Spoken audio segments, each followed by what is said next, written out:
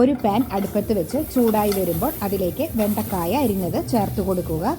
ഈ സമയത്ത് വെളിച്ചെണ്ണയൊന്നും ചേർത്ത് കൊടുക്കുന്നില്ല. ഇനി നമുക്ക് ഇത് ഒരു 2-3 മിനിറ്റ് കഴിയുമ്പോൾ ഒരു പാത്രത്തിലേക്ക് മാറ്റാം. ഇനി ഒരു ചട്ടി ചൂടായി വരുമ്പോൾ അതിലേക്ക് കുറച്ച് വെളിച്ചെണ്ണ ഒഴിച്ച് വെളിച്ചെണ്ണ ചൂടായി വരുമ്പോൾ നമ്മൾ ചൂടാക്കി വെച്ചിരിക്കുന്ന വെണ്ടക്കായ ഇതിലേക്ക് ചേർത്ത് കൊടുക്കാം.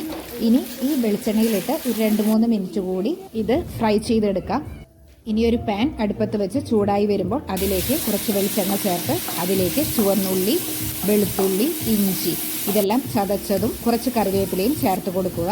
എന്നിട്ട് ഒരു ബ്രൗൺ കളറാവുമ്പോൾ അതിലേക്ക് 1/4 ടീസ്പൂൺ മഞ്ഞൾപ്പൊടി, 1/2 ടീസ്പൂൺ ഗരം മസാല, 1 ടീസ്പൂൺ മുളക് പൊടി എല്ലാം കൂടി നന്നായി ഇളക്കി കൊടുത്ത ശേഷം നമുക്ക് ഇതിലേക്ക് ഫ്രൈ ചെയ്ത് വെച്ചിരിക്കുന്ന വെണ്ടക്കായും ആവശ്യത്തിന് ഉപ്പും ചേർത്ത് നന്നായി എല്ലാം കൂടി മിക്സ് ചെയ്ത് ഡ്രൈ ആകുന്നത് വരെ കുക്ക് ചെയ്യാം. ഇപ്പോൾ നമ്മുടെ ടേസ്റ്റിയായ വെണ്ടയ്ക്ക തോരൻ തയ്യാറായിട്ടുണ്ട്. എല്ലാവരും തീർച്ചയായും ട്രൈ ചെയ്ത് നോക്കുക. വീഡിയോ ഇഷ്ടമായാൽ സബ്സ്ക്രൈബ് ചെയ്യാൻ മറക്കരുത്. താങ്ക്